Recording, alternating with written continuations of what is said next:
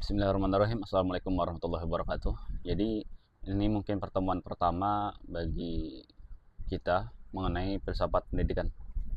Jadi sebenarnya mengapa kita mengenal dengan filsafat pendidikan? Tentunya karena ini hal yang paling mendasar. Banyak pendidik itu karena ketidaktahuan uh, terhadap filsafat pendidikan itu pada akhirnya mengajarnya itu tidak memiliki arah. Padahal mempelajari filsafat pendidikan tujuannya adalah agar mengetahui pendidikan ini bertujuan untuk apa. Nah, seperti itu. Pada akhirnya ketika para pendidik itu meninggalkan itu, maka ia akan bingung ingin diajarkan seperti apa, tujuan pembelajaran. Ini mungkin mereka mengetahui metode-metodenya seperti apa, strategi pembelajaran seperti apa, membuat RPP seperti apa, tapi tujuannya tidak mengetahui secara jelasnya gitu. Anggaplah tujuan paling mudah supaya anak paham, supaya anak hafal, tapi filsafat pendidikan lebih dari itu, karena sangat berkaitan dengan eh, nilai-nilai yang dipegang atau pandangan hidup seperti itu. Nah, jelasnya di dalam buku ini yang dikarang oleh Yusrin Effendi Pohan. Jadi dijelaskan membahas ilmu pendidikan tidak terlepas dari peranan filsafat. Filsafatlah yang bentuk corak pendidikan tersebut. Lahirnya berbagai teori pendidikan berawal dari perbedaan pemikiran terhadap realitas manusia. Seperti itu. Tentu memiliki perbedaan yang tajam bagi pendidik yang menganggap kehidupan ini sebatas kehidupan yang ada, tidak ada kehidupan setelah kematian. Tetapi berbeda juga guru yang mendidik dengan melihat realitas kehidupan ini ada kehidupan setelah kematian. Seperti itu sangat berbeda. Pada akhirnya contoh-contoh yang lain seperti ini. Misalnya adul. Adul ini maksudnya ada duit urusan lancar. Ini kan sebuah pegangan nilai atau sebuah filosofi yang dipegang dirinya untuk untuk melihat dunia ini seperti apa. Pada akhirnya ketika ia ingin melakukan sesuatu harus ada duitnya, seperti itu. Atau misalnya dia tidak ingin melakukan hal ini hal itu karena tidak ada duitnya, seperti itu. Karena pandangannya itu karena adul tadi, ada duit urusan lancar, seperti itu.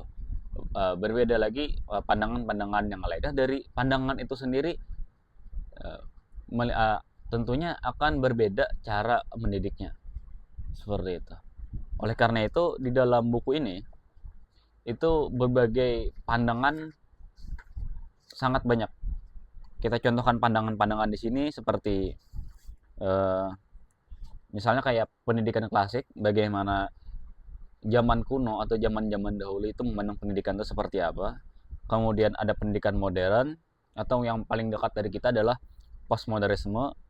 Kemudian ada juga pemikiran filosofi eksistensialisme dalam pendidikan. Kemudian progresivisme, ada idealisme, realisme, kemudian liberalisme, kemudian humanisme. Lebih lanjut lagi ada pragmatisme, konstruktivisme, konvergensisme. Itu banyak isme-isme lah, agak kesulitan lidah saya untuk menyebutkan. Kemudian ada lagi pemikiran filosofi Marxisme, kapitalisme, kemudian fundamentalisme, konservatisme. Kemudian bahkan dalam kita bernegara juga ada filosofi pendidikannya, itu filosofi pendidikan Pancasila. Hal-hal yang seperti itulah. Nah, dari sana kita melihat berbagai macam pandangan dalam menyelenggarakan pendidikan. Ketika guru sudah atau pendidik menjauhkan dirinya dari hal-hal yang seperti ini, maka ia bingung diarahkannya kemana pendidikan yang ia selenggarakan. Karena memang rumit karena berkutat pada pemikiran seperti itu. Karena saya anggap hal-hal yang filsafat ini bagikan hal-hal rancangan yang harus dilakukan dalam perencanaan, seperti itu. Saya pernah di pabrik es krim itu melihat tulisan Jack Wang. Di sana dituliskan pada pabrik tersebut Jika perencanaannya tidak jelas, bakal lebih baik tidak usah dilaksanakan. Dalam artian apa? Ketika kita melaksanakannya, tentu banyak gagalnya. Nah, filsafat pendidikan itu seperti perencanaan. Dengan filsafat pendidikan kita mengetahui pendidikan itu apa, seperti itu. Bagi saya pendidikan itu seperti ini, ya kan? Itu sebuah filsafat atau filosofi yang dipegang bagi diri masing-masing, seperti itu. Kita akhir-akhir ini atau beberapa tahun yang lalu booming perihal filosofi teras. Kita bisa melihat bagaimana filosofi teras mengajarkan kehidupan kita, seperti itu. Tentunya di sana ada nilai-nilai pendidikannya. Nah, seperti itu juga isme-isme yang saya jelaskan tadi. Bagaimana membentuk anak didik itu berpandangan seperti itu juga. Yang dimaksud pandangan seperti itu juga adalah bagaimana seorang liberal itu mendidik. Bagaimana seorang progresivisme itu mendidik. Bagaimana seorang kapitalisme itu mendidik. Dan bagaimana orang-orang Marxis itu mendidik. Nah, itu akan memiliki bermacam-macam pandangan. Pada akhirnya pendidik harus mengetahui macam-macam pandangan tersebut. Jangan-jangan selama saya mendidik, saya ini menggunakan cara pandangan pemikiran kapitalis, atau jangan-jangan misalnya guru agama ternyata menggunakan pandangan-pandangan yang digunakan oleh para ateis. Itu kan sangat bertentangan. Kok bisa digunakan guru agama menggunakan pandangan-pandangan yang digunakan oleh para ateis? Ya karena ketidakpahaman tadi. Oleh karena itu, filsafat itu dilandasi yang pertama adalah keingintahuan. Keingintahuan ini akan menghasilkan pengetahuan. Kemudian yang selanjutnya adalah dilandasi oleh keraguan-raguan. Kenapa keraguan-raguan? Karena keraguan-raguan ini, ya kan, itu untuk menghasilkan kepastian. Jadi setelah pengetahuan kita dapat, harus kita pastikan, seperti itu. Lebih secara praktisnya seperti ini. Ketika kita mengajarkan, selama ini mengajarkan sebuah ilmu, kita pastikan dulu apa jangan-jangan ini adalah pengajaran yang salah karena hasil sudut pandang yang salah, seperti itu. Misalnya kalian ini dalam hidup mestinya mencari uang sebanyak-banyaknya. Nah, itu kan berbeda mengenai pandangan-pandangan orang lain, pandangan lain. Misalnya kalian hidup ini harus banyak mencari pahala, seperti itu. Itu karena perbedaan pandangan tadi, sehingga menimbulkan cara untuk mendidik yang berbeda. Atau lebih mudahnya lagi seperti ini.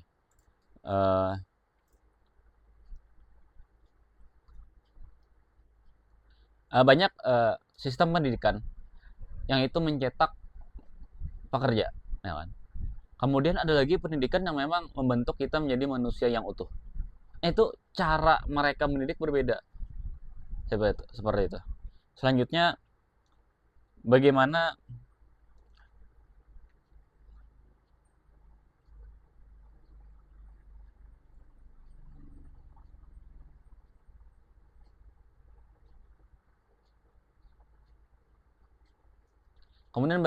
pendidik itu melakukan pandangannya terhadap objek didiknya itu sendiri. Apakah jadikan objek atau jadikan subjek? Nah, mungkin agak sulit. Lebih mudah seperti ini. Saya ada catatan. Apakah siswa dianggap sebagai wadah kosong yang diisi? Nah, seperti itu. Apakah para pendidik ini melihat murid itu sebagai wadah kosong yang perlu diisi? Mungkin akan berlanjut pandangan, kemudian pandangan seperti ini akan berlanjut kepada pandangan behavioris atau mungkin pandangan yang lain. Selanjutnya, atau subjek aktif yang membangun pengetahuan dirinya sendiri. Makanya akan melanjutkan kepada pandangan-pandangan konstruktivisme sendiri, seperti itu. Pada akhirnya apa? Dari pandangan wadah kosong, atau mungkin bahasa mudahnya sebuah api yang dinyalakan gitu. Artinya kan memiliki potensi tuh, kayak lilin segala macam. Nah, dari pandangan wadah kosong dengan lilin yang nyala tadi, itu akan memiliki cara mendidik yang berbeda. Sehingga dengan filsafat pendidikan akan jelas, selama ini atau mungkin yang masih belum mengetahui pandangan filsafat pendidikannya, itu mengetahui bagaimana cara mereka mendidik atau cara pendidikan isme-isme itu memandang pendidikan itu seperti apa. Karena ini akan berkaitan dengan ontologis. Ontologis itu adalah bagaimana kita mengetahui realitas sebuah sesuatu atau apa yang ada, being bahasa muda, bahasa istilahnya itu. Atau seperti ini, pendidikan itu seperti apa sih? Nah, itulah. Apa sih pendidikan itu? Nah, kebanyakan ontologis ini dikaitkan dengan apa? Atau lebih luas lagi, apa yang dimaksud dengan apa sih kehidupan ini? Seperti itu. Apakah pendidikan itu ada? Seperti itu. Kalau pendidikan itu ada, seperti apa? Nah, gitu loh. Atau lanjutnya, dengan aspek-aspek ontologis tadi tentu akan mempengaruhi segala macam hal. Segala macam hal, salah satunya adalah tujuan dari pendidikan itu sendiri. Ringkasnya, ketika kita memahami filsafat pendidikan, kita mengetahui tujuan pendidikan itu untuk apa. Nah, seperti itu. Jadi kita tidak itu sebelum filsafat pendidikan ini adalah sebelum kita membahas tentang bagaimana strategi pendidikan, kemudian cara-cara mengajar, metode mengajar, itu setelahnya.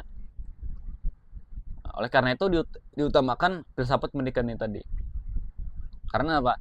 Karena dari filsafat pendidikan ini tadi kita akan melihat bagaimana pandangan ini diteruskan. Mungkin kalau kita baca, filsuf adalah pencari kebijaksanaan. Dalam artian ketika kita menggunakan filsafat, kita mencari sebuah hal yang bijaksana, seperti itu. Misalnya kayak pendidikan Paulo Freire, ya kan? Pendidikan kebebasan. Itu berkaitan dengan kurikulum. Bahasa mudahnya seperti ini. Seorang yang membuat kurikulum di gunung es, tentunya mesti kita menggunakan baju kulit untuk menghindari kedinginan. Tetapi ketika kurikulum itu dipakai di orang gurun, tentunya tidak terpakai. Nah, seperti itu. Artinya tidak bijaksana hal-hal yang seperti itu. Selanjutnya kita bisa melihat tujuan pendidikan itu sendiri kan. Jika manusia tidak dididik, manusia akan mengikuti insting. Nah, seperti itu. Ini kan pandangan-pandangan yang mesti kita pahami sebelum melakukan metode-metode, strategi-strategi seperti itu. Atau contoh-contoh ontologi misalnya. Misalnya bagaimana apa yang dimaksud dengan guru, seperti itu. Apa guru itu? Nah, itu adalah sebuah pertanyaan filosofis yang memang mesti dilakukan oleh berbagai macam guru. Mungkin sebenarnya saya agak kesulitan untuk menjelaskan bagaimana ontologis, epistemologis, dan aksiologis itu sendiri dengan bahasa yang mudah. Tapi yang bisa saya ringkas adalah tujuan filsafat pendidikan itu sendiri. Yaitu kita harus mengetahui pandangan kita, atau mungkin kita sudah memiliki pandangan masing-masing terhadap pendidikan. Tapi apakah pandangan kita ini tercampur-campur dengan pemikiran-pemikiran yang lain, atau mungkin kita sudah memiliki pandangan-pandangan dalam mendidik, tapi kita masih belum tahu ini pandangannya coraknya seperti apa, seperti itu. Apalagi misalnya kayak ya seperti saya yang berjalan atau jurusan pendidikan agama Islam, apakah jangan-jangan saya ini pendidikan agama Islam tetapi menggunakan metode-metode atau pemikiran-pemikiran yang dihasilkan oleh pemikiran Barat, yang digarisbawahi adalah yang bertentangan mungkin dari tujuan pendidikan Islam itu sendiri. Jadi sekian mungkin dalam video atau penjelasan saya, tentu banyak yang harus saya perbaiki,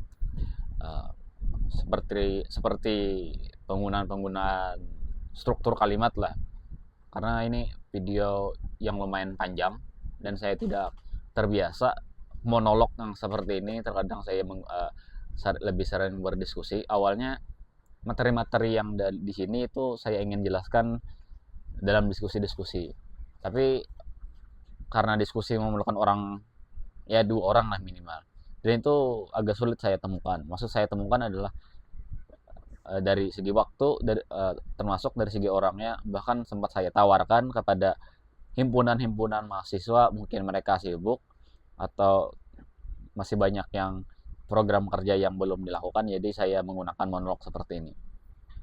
Karena saya sering dalam berdiskusi itu menggunakan pertanyaan-pertanyaan untuk memantik. Karena monolog, jadi saya agak sulit untuk menyampaikannya seperti itu. Sekian dulu dari saya, mungkin selanjutnya saya akan mencari cara untuk membaguskan struktur kalimat saya dalam menjelaskan. Karena mentransfer tanpa mengetahui objek atau tanpa mengetahui siapa yang menonton itu agak sulit, karena harus mengetahui tingkatannya. Misalnya saya menceritakan atau menyampaikan mengenai filsafat pendidikan, saya tidak mengetahui apakah penonton itu memang mengetahui filsafat atau jangan-jangan masih belum mengetahui sama sekali tentang filsafat itu apa, atau jangan-jangan ada yang kontra dengan filsafat. Kontranya misalnya sampai taraf wah filsafat itu haram, nah kan saya tidak mengetahui siapa yang menonton. Tapi tujuan dari ini adalah kita ingin mengetahui bagaimana seorang guru itu harus memiliki keilmuan filsafat pendidikan ini. Karena dari filsafatlah lahir teori-teori pendidikan. Misalnya ternyata mereka mendidik tanpa mengetahui filosofi pendidikan yang mereka pegang, maka tentunya mereka sebatas atau sekadar mengajar atau mentransfer keilmuan. Misalnya tugasnya adalah disuruh untuk mengajarkan bab 1, sudah mereka mengajarkan bab 1 saja. Seperti itu, tanpa tujuan yang jelas. Misalnya kayak mengajarkan ekonomi, ajarkan aja ekonomi. Misalnya ekonomi barat seperti ini, ekonomi Islam seperti ini, teori ekonomi seperti ini tanpa tahu filosofi pendidikan yang harus digunakan. Misalnya tujuan kalian belajar ini adalah agar ketika kalian hidup seperti ini. Atau misalnya cara-cara praktis. Misalnya tujuan kalian belajar ekonomi ini adalah yang kalian lakukan permulaan adalah bagaimana cara mengatur uang. Nah, hal-hal tersebut memang tentu banyak sudah kehilangan mengenai filsafat pendidikan ini. Bahkan banyak ya lebih tertarik terhadap metode-metode pembelajaran atau strategi pembelajaran. Kalau dianggap rumit ya lumayan rumit gitu, karena dalam pemikiran gitu loh. Emangnya siapa sih yang mau overthinking masalah filsafat pendidikan itu kan? Mungkin bagi orang lah, entah siapa gitu. Kayak wah hidup saya sendiri aja sudah banyak pikiran kan.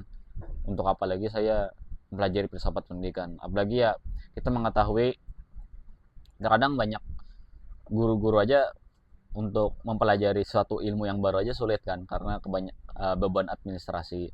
Mungkin dengan video-video selanjutnya mungkin mudah-mudahan bisa mempermudah lah gitu. Anggap saja nih sambil bercerita seperti itu. Jadi mengetahui apa saja pandangan-pandangan filsuf atau pandangan-pandangan filsafat pendidikan seperti itu. Sekian, mungkin ini hampir 19 menit atau sudah lumayan panjang. Semoga betah. Selanjutnya saya akan memikirkan cara bagaimana meringkas atau supaya tidak terlalu panjang. Karena tentu kita ketahui seseorang atau zaman sekarang itu banyak yang menyukai instan. Saya sebenarnya banyak konten-konten instan tapi tidak terarah tujuannya kemana, apakah ke pendidikan atau sejarah. Jadi dengan monolog yang panjang ini mungkin saya mulai mengenai filsafat pendidikan. Jadi entah akan saya arahkan ke berapa menit. Yang pastinya terima kasih yang sudah menonton, dan saya akhiri. Assalamualaikum warahmatullahi wabarakatuh.